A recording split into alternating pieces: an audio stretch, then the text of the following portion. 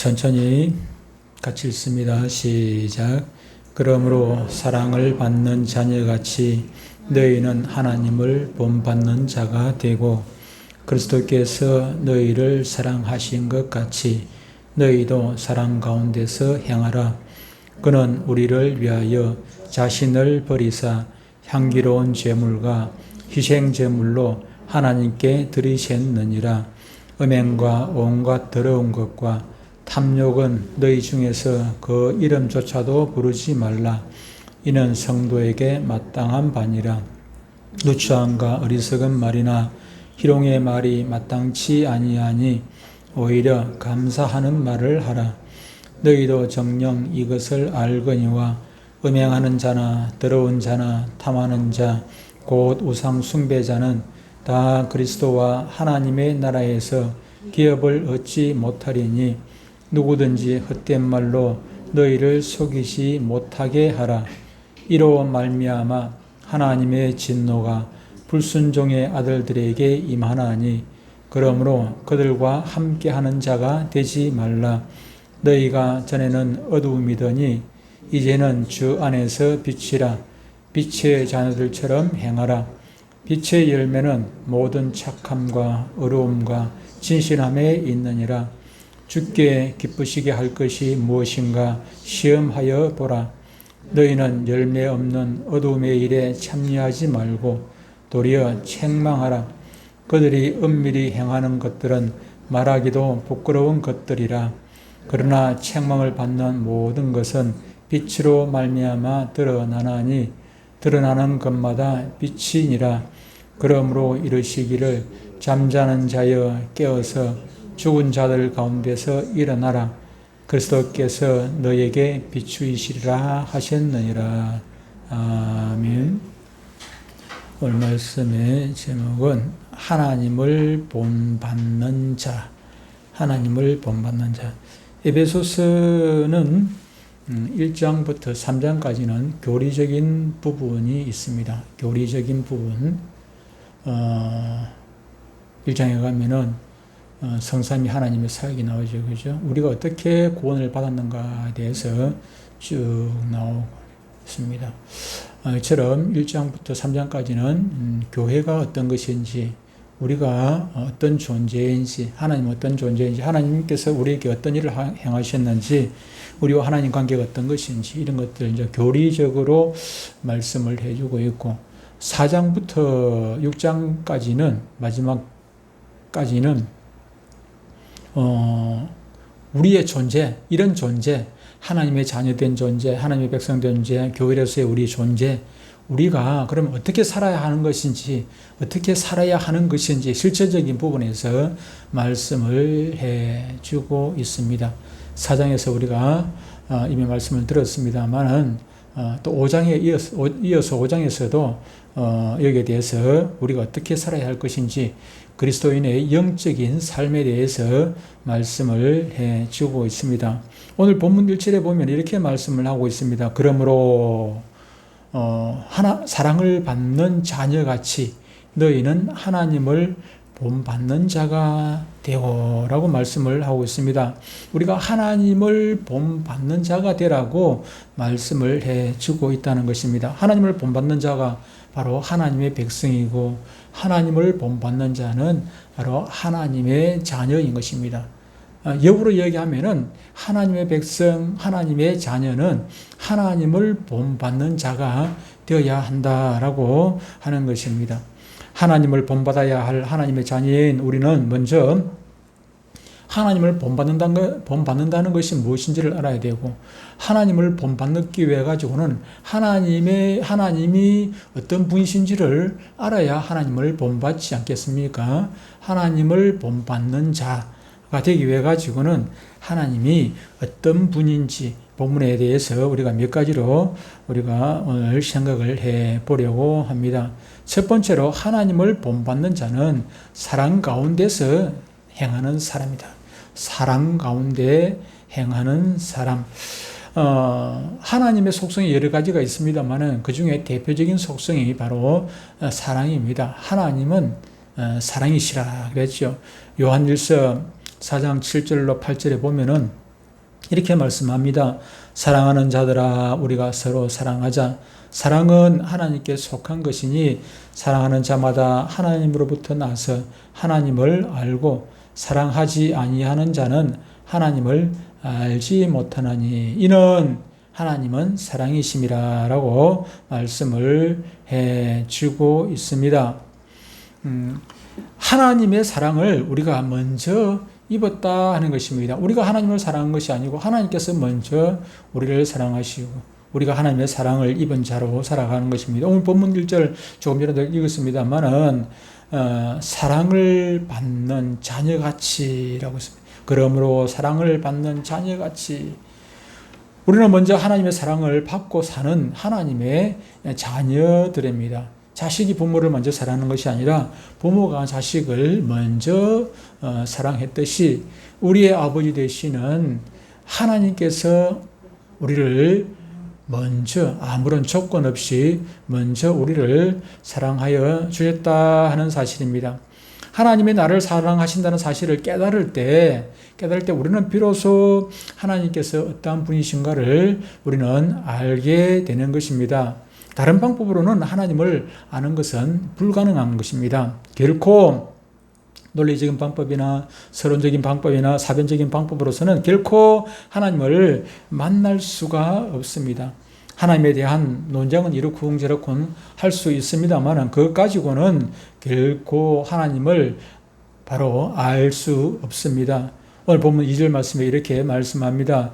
그리스도께서 너희를 사랑하신 것 같이 그리스도께서 우리를 사랑하신 것 같이 라고 말씀을 하고 있습니다. 그리스도가 우리를 먼저 사랑하셨기 때문에 우리도 사랑 가운데서 행하라고 말씀을 하고 있는 것입니다.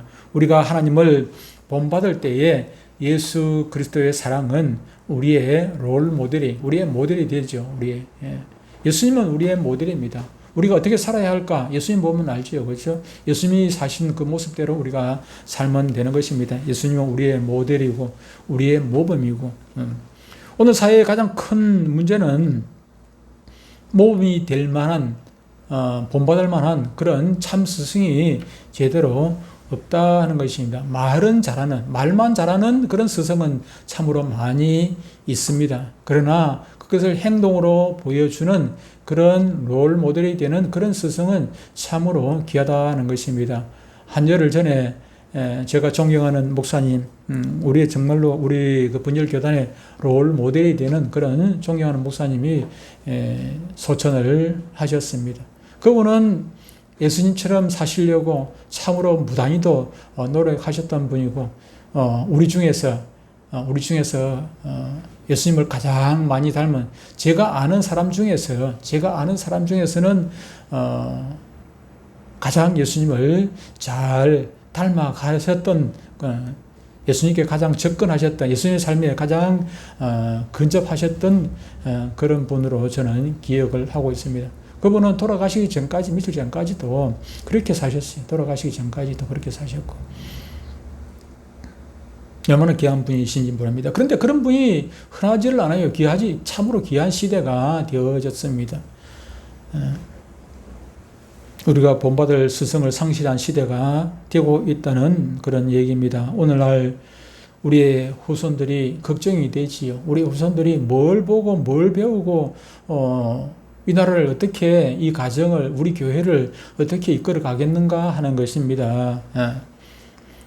우리가 이 자리에 있는 저와 여러분들이 우리의 후손들에게, 우리의 자녀들에게 본이 되지 않는다면은 우리는 심각하게 우리 자신을 반성해 보아야 합니다. 이 자리에 서 있는 저 역시도 여러분들의 롤 모델이 되지 못해가지고 상당히 송구스럽습니다.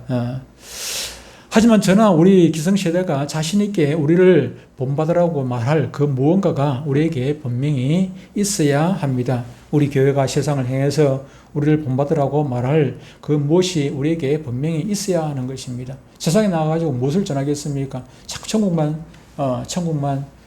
요 가까이 있는 어떤 분에게 이야기를 하니까 그거는 나중에 얘기고, 예수 믿으라고 이야기해. 그건 나중에 얘기고, 지금 급한 게 먹고 사는 문제가 더 급하다는 것입니다. 그래서 교회가 해야 할 게 먹고 사는 문제부터 좀 해결해 주라는 거예요. 교회가. 우리가 뭐 완전히 해결을 못하더라도 그런 부분에서 사랑을 실천하고 하는 그런 부분에서 우리가 우리 이웃에게 신뢰를 줘야 한다고. 예수 안 믿는 사람이 그런 얘기를 하는 것이요. 그런데 우리가 세상에 나와가지고 뭘 전하겠습니까? 우리의 삶을 뭐 형편없자요. 우리가 예수 믿는다 하지만 예수 안 믿는 사람이나 우리의 삶이나 별반 차이가 없어요. 그런데 우리가 믿는 그분은, 우리가 믿는 예수님은 우리와 다르지 않습니까? 그래서 우리가 세상 가운데서 우리가 전할 수 있는 것은 나는 형편없지만은 나는 나를 본받는 것이 아니라 내가 본받으려고 애를 쓰고 있는 예수님을 여러분들도 당신들도 본받기를 바랍니다. 예수님을 전해야 되지 않겠습니까? 그는 우리를 위하여 자신을 버리사 향기로운 제물과 희생 제물로 하나님께 드리셨느니라. 몸 바쳐서 사랑을 실천하신 분, 예수 그리스도를 우리에게 보내신 하나님의 사랑, 바로 그 사랑을 본받고 그 사랑 가운데서 행하는 자가 바로 하나님을 본받는 자인 것입니다. 요한일서 4장 9절로 11절에 이렇게 말씀합니다. 하나님의 사랑이 우리에게 이렇게 나타난 바 되었으니 하나님이 자기의 독생자를 세상에 보내시면 그로 말미암아 우리를 살리려 하심이라. 사랑은 여기 있으니 우리가 하나님을 사랑한 것이 아니요 하나님이 우리를 사랑하사 우리 죄를 속하기 위하여 화목제물로 그 아들을 보내셨습니다. 사랑하는 자들아, 하나님이 이같이 우리를 사랑하셨습니다. 이같이 우리를 사랑하셨습니다. 독생자를 화목제물로 내어놓기까지 우리를 사랑하셨은즉 우리도 서로 사랑하는 것이 마땅하도다라고 말씀을 하고 있습니다. 본문 2절에 사랑 가운데서 행한다라고 하는 것은 예수 그리스도의 사랑을 구체적으로 우리의 삶 속에서 실천하는 것을 의미하고 있는 것입니다. 사랑은 그렇습니다. 사랑은 말이 아닌 것입니다. 말로는 누군들 못하겠습니까? 사랑이라는 것은 말로 하는 사랑은 의미가 없습니다. 행동으로 보여드는 것, 실천하는 그 사랑이 바로 가치 있는 사랑이고, 그러할 때 하나님이 어떠한 분임을 우리가 알게 되고, 그리고 비로소 하나님을 본받는 저와 여러분들이 될 수 있는 것입니다. 두 번째로 하나님을 본받는 자는 성결한 삶을 살아가는 사람입니다. 본문 3절에서 이렇게 말씀합니다. 온갖 음행과 온갖 더러운 것과 탐욕은 너희 중에서 그 이름조차도 부르지 말라. 이는 성도에게 마땅한 바니라. 우리가 농담을 합니다. 우리가 세상 살면서 농담이 없이 산다면 좀 참으로 딱딱할 것 같아요. 딱딱할 것 같은데 우리가 농담을 할 수 있습니다. 예수 믿는 사람도 농담을 얼마든지 할 수 있습니다만, 그러나 할 수 있는 농담이 있고 해서는 안 되는 농담이 분명히 있는 것입니다. 여기 3절에 얘기하는 음행과 온갖 더러운 것과 이런 것들은 농담 속에서 우리가 예수 믿는 사람들은 해서도 안 되고, 그런 것을 좋아해서도, 그런 것을 듣고 뭐 좋아하고 박수치고 그래서도 결코 될 일이 아니지요. 왜 그렇습니까? 온갖 더러운 것과 탐욕은 너희 중에서 그 이름조차도 말도 하지 말라는 것입니다. 그런 거 부르지도 말래. 그런 거 생각하지도 말래요. 그 이름조차도 부르지 말라. 사실 악은 그 모양이라도 버려야 하는 것입니다. 우리의 몸이 불의의 무기가 아닌 의의 무기로 사용되어져야 한다고 말씀을 하고 있습니다. 로마서 6장 13절 말씀해 보면, 또한 너희 지체를 불의의 무기로 죄에게 내어주지 말고 오직 너희 자신을 죽은 자 가운데서 다시 살아난 자 같이 하나님께 드리며 너희 지체를 의의 무기로 하나님께 드리라라고 말씀을 하고 있습니다. 하나님을 본받는 자는 자신의 삶을 의의 무기로 하나님께 드리는 사람입니다. 따라서 본문 4절 말씀처럼 누추함과 어리석은 말이나 희롱의 말이 마땅치 아니하며 오히려 감사하는 말을 하여야 하는 것입니다. 그래서 5절 말씀에 뭐라고 합니까? 음행하는 자나 더러운 자나 탐하는 자 곧 우상 숭배자 다 그리스도와 하나님의 나라에서 기업을 얻지 못하라니. 음행하는 자, 더러운 자, 탐하는 자, 곧 우상 숭배자는 그리스도와 하나님 나라에서 기업을 얻지 못할 뿐만 아니라 하나님의 진노가 임한다고 말씀을 하고 있는 것입니다. 하나님을 본받는 자는 자신을 의의 무기로 하나님께 드리고 악은 그 이름이라도 부르지 않고 모양도 취하지 아니하는 그런 사람인 것입니다. 우리가 살다 보면 눈을 가졌고 육신의 눈을 가졌고 육신의 귀를 가졌기 때문에 우리가 살다 보면은 수많은 것들을 접할 수 있죠, 그죠? 수많은 것들을 눈으로 볼 수 있고 귀로 들을 수 있습니다. 악한 것들을 눈으로 볼 수 있고 귀로 들을 수도 있습니다만은 그것을 취해서는 안 된다는 것입니다. 그것을 좋은 것으로 내가 그것을 마음에 담아두고 그것을 기뻐하고 즐거워하고 박수치고 거기에 취해서는 안 된다는 것입니다. 안 된다는 것입니다. 세 번째로 하나님을 본받는 자, 빛의 자녀들처럼 행하는 사람이라고 말씀을 하고 있습니다. 본문 7절 8절에서 이렇게 말씀합니다. 그러므로 그들과 함께 하는 자가 되지 말라. 너희가 전에는 어둠이더니 이제는 주 안에서 빛이라. 빛의 자녀들처럼 행하라 라고 말씀하고 있습니다. 그렇습니다. 저와 여러분들은, 이 자리에 있는 저와 여러분들은 빛의 자녀입니다. 요한복음 8장 12절에 이렇게 말씀합니다. 예수께서 또 말씀하여 이르시되 나는 세상의 빛이니 나를 따르는 자는 어둠에 다니지 아니하고 생명의 빛을 얻으리라. 참 빛, 곧 세상에 와서 각 사람에게 비추는 빛이 있었나니라고 말씀을 하고 있습니다. 빛 앞에는 모든 것이 다 드러나게 됩니다. 빛 앞에는 모든 것이 다 드러나게 되어 있습니다.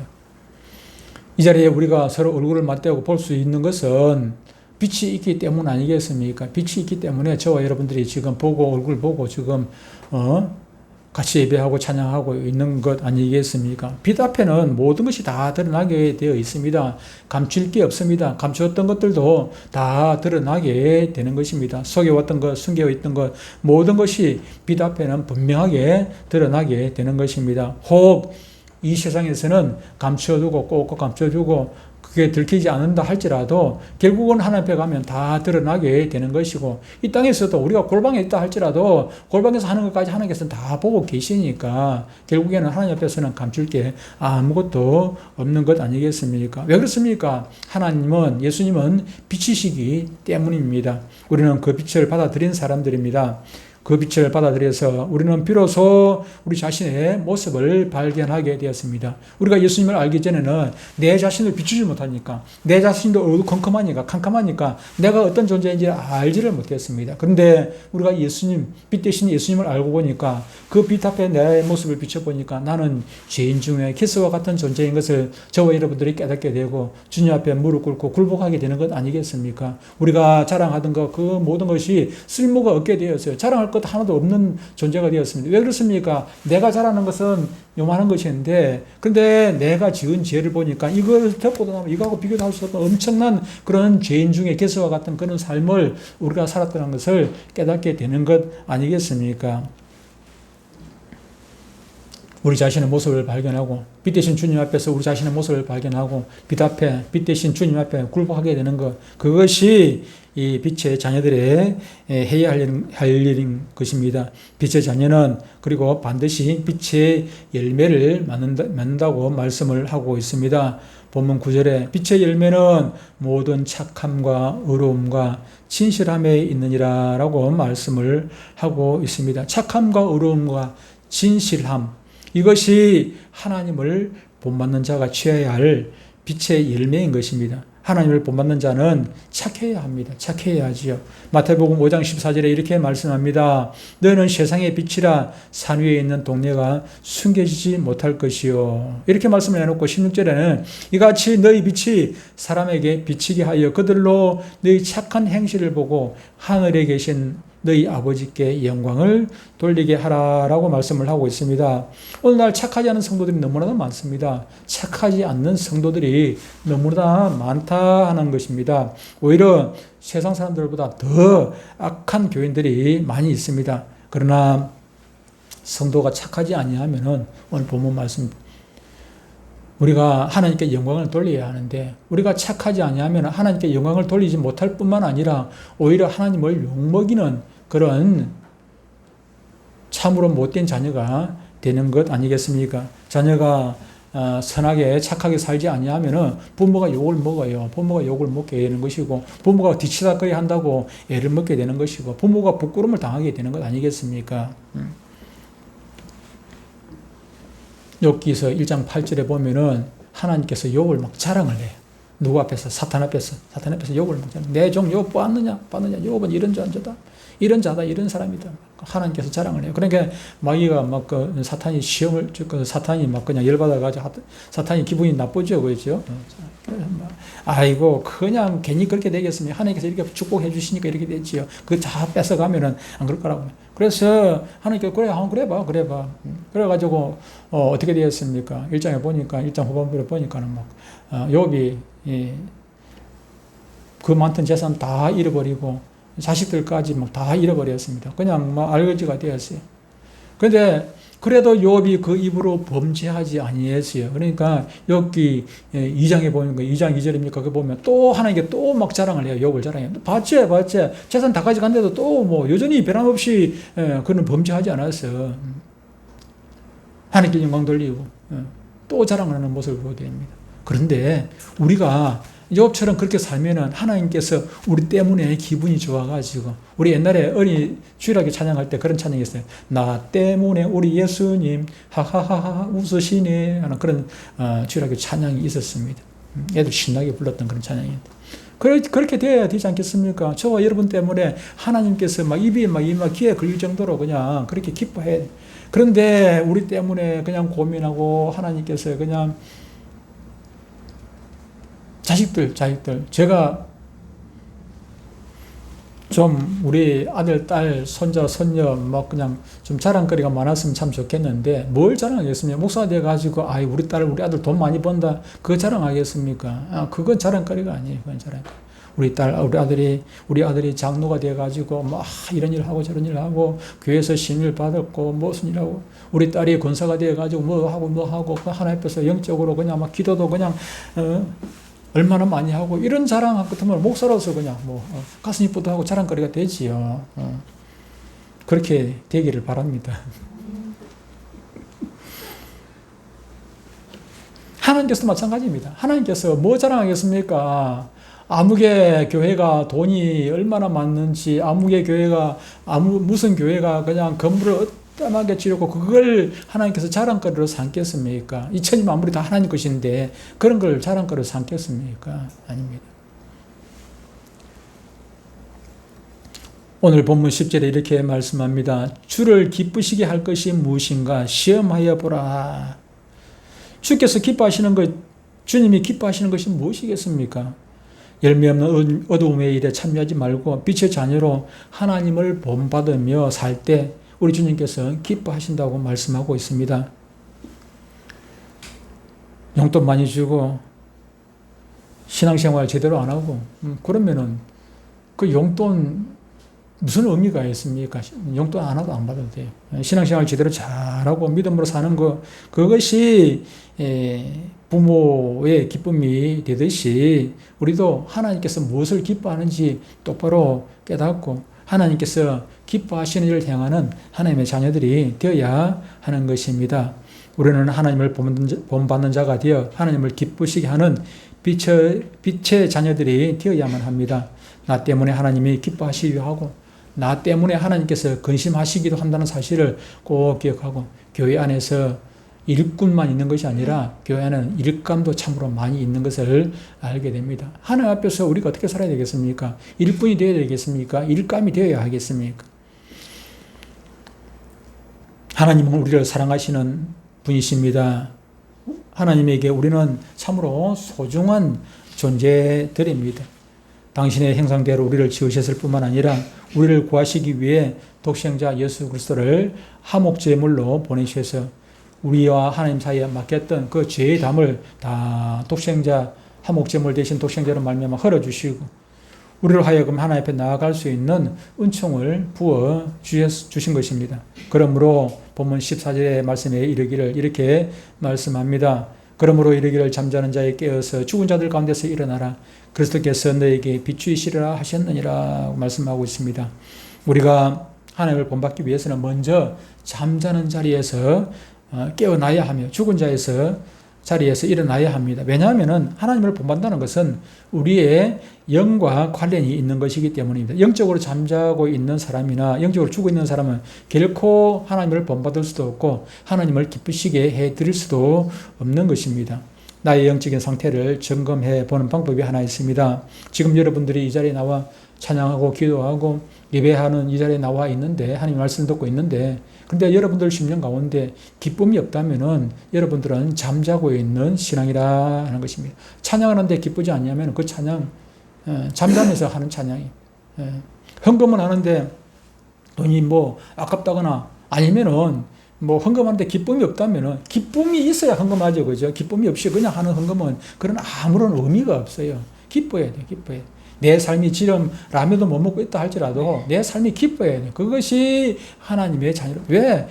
지금 라면 먹고 있지만 잠시 잠깐 후면은 라면과 비교할 수 없는 엄청난 걸 저 천국에 가면은 뭐 무엇으로 비교하겠습니까? 신천 신지에 가면은 거기는 이 세상에 그 뭐가 비교할 수 없는 엄청난 것들을 우리는 먹게 될 것이죠. 지금 덥다고 거기에는 천국에는 에어컨도 필요 없는 그런 최상의 나라 아닙니까? 그러니까 여기서 지금 우리가 라면을 먹든 라면을 못 먹지도 못하고 끼니를 굶든 그것은 우리의 기쁨을 앗아갈 수가 없어요. 그것 가지고는 앗아갈 수가 없어요. 그래야 되는 것입니다.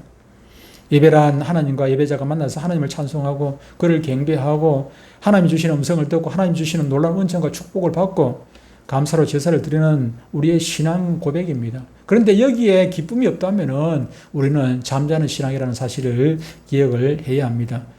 그러나 영적으로 깊은 잠에 빠져 있는 사람에게는 이 예배는 하나의 그냥 의무고 습관, 아무런 그냥 감동이 없는 그냥 습관적으로 행해지는 것. 기쁨이 없이 드려지는 예배를 우리 하나님께서 받으시겠습니까? 절대로 그런 예배는 하나님께서 받으시지를 않는 것입니다. 영적으로 깨어있는 사람은 하루하루 삶이 재미있습니다. 왜 재미있습니까? 거기가 초막이든지 궁궐이든지 거기가 사막이든지 들판이든지 내 사랑하는 주님, 나의 아버지와 동행을 하는데 아버지가 내 손을 붙잡고 있는데 어젯밤에 우리 손녀 준이를 만났는데 기가 살아가지고 일주일에 한 번씩 주말 부부니까 일주일에 한 번씩 저가 아버지가 오니까 금요일 밤에 저가 아버지 오니까 저가 아버지 내 옆에 할아버지 평소에 때는 할아버지 내 옆에 앉아 있다가 저가 아버지 무릎에 앉으려고 아빠 그 자리에 가면 아빠 무릎에 가면 안 되냐고 너른 자리 놔놓고 꼭 저 아빠 무릎 앞에 앉으려고 기가 살아가지고 이 소리 저 소리 어제 이제 동부교회 물놀이 하는데 어제 같이 저 아빠랑 같이 갔다가 거기서 물놀이 하고 기가 살아가지고 야단법을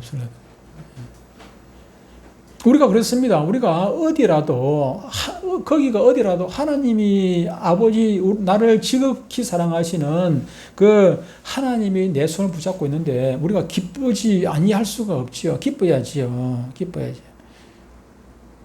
성경은 바로 하나님과 동행했던 하나님의 백성들이 하나님이 어떻게 자신들을 도우셨고 어떻게 함께 하셨으며 어떻게 살아 계신 분인가를 증언하는 생생한 그런 고백들이 담겨져 있습니다. 특히 시편의 말씀이 그렇습니다. 시편은 깊이 묵상하는 책입니다. 묵상하되 하나님과 동행하는 삶을 살면서 묵상해야 합니다. 그럴 때 우리는 살아있는 하나님과 만나고 하나님과 함께하는 삶을 살아간다 하는 말씀입니다. 하나님이 우리와 함께하는 한 우리의 삶은 축제이고 기쁨과 감격이 있는 삶이 되는 것입니다. 요한복음 14장 1절에 보면은 너는 마음에 근심하지 말라. 하나님을 믿으니 또 나를 믿으라고 말씀을 하고 있습니다. 근심하고 초조하고 기쁨이 없는 것은 영적으로 잠을 자고 있는 사람이거나 영적으로 죽어 있는 사람임에 틀림이 없습니다. 오늘 본문은 지금 당장 우리에게 결단을 촉구하고 있습니다. 잠자는 자리에서 깨어나라. 죽은 자리에서 일어나라. 그리스도께서 네게 비추이시리라고 말씀을 하고 있습니다. 그러므로 빛의 자녀로 하나님을 본받는 자가 되라고 촉구하고 있습니다. 여러분, 지금 우리 하나님은 살아 계셔서 하나님을 본받는 자를 찾고 계십니다. 찾고 계십니다. 우리가 하나님을 본받는 자이기를 기대하고 있습니다. 하나님은 당신을 본받는 자로 인하여서 기쁨을 이기지 못하시는 분이십니다. 지금 프랑스에서 파리에서 올림픽이 열리고 있는데 거기서 관중들이 박수를 치고 자기 나라 선수가 막 금메달, 은메달, 동메달 따면은 박수를 치고 저도 뭐 하루에 몇 번씩 지금 메달 몇 개 땄는지 요즘 지금 이제 내일이 폐회합니까? 그러니까 이제 메달이 지금 안 올라가고 있는데 한참 촥 많이 올라가면 13개까지 올라가고 난 뒤에 뭐 조용하고 그 뒤에 안 올라가네. 어제는 동메달 한 개 올라가고 말았는데. 하나님도 마찬가지 아니겠습니까? 지금 우리는 경기하는 선수예요, 선수. 우리는 이 땅에서 선수처럼 우리는 경기하고 있는. 하나님께서 지금 천국에서 우리를 내려다보고 있고 박수치고 잘하고 막 경주를 잘하고 믿음의 경주를 잘하고 있으면은 박수치고 좋아하고 기뻐하는데 우리가 신앙생활을 제대로 하지 못하고 믿음에서 그냥 나태해져가 빠지고 잠자고 있고 죽어 있는 그런 신앙으로 살면은 그럼 하나님께서 그냥 실망하시고 그러는 거죠. 그러는 것 아니겠습니까? 우리 모두 하나님을 기쁘시게 하는 빛의 자녀로서의 삶을 살 것인가? 아니면 불순종의 아들들에게 임하는 하나님의 진노의 자녀가 될 것인가 하는 것은 전적으로 저와 여러분들의 결단에 달려 있는 것입니다. 이제 결단하시고 빛의 자녀로서 하나님께 기쁨을 드리는 하나님의 자녀로서의 바른 삶을 사시기를 주의 이름으로 축복합니다. 하나님 아버지,